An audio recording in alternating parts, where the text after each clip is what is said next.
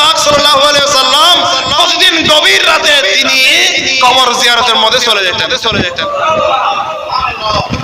কবর জিয়ারতের মধ্যে চলে যেতেন। আয়েশা সিদ্দিকা রাদিয়াল্লাহু তাআলা একদিন চিন্তা করলেন রাসূল পাক গভীর রাতে যায় সুবহানাল্লাহ, রাসূল পাক গভীর রাতে যায় একটু দেখি।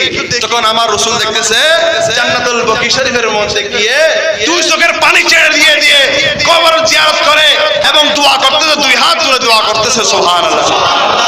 তাহলে যেটা রাসূল পাক করেছে সেটা আমাদের জন্য কি হারাম নাকি সুন্নাত? জমা কি আমরা কি কবর পূজা করি না কবর জিয়ারত করি?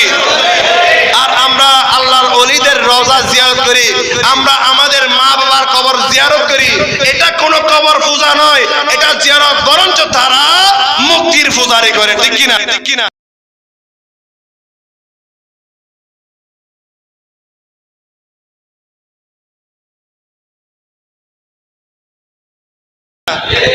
তারা কবর পূজা, তারা মাজার পূজা বলে, তারা গিয়ে মুক্তি ভাড়া দেয়, মূর্তি পূজা করে এবং এমনকি তারা নাউজুবিল্লাহ মিন যালিক এই মূর্তির সামনে বসে দাঁড়িয়ে চাকরি ভরে কেমন মুসলমান জোর বলে না নাউজুবিল্লাহ।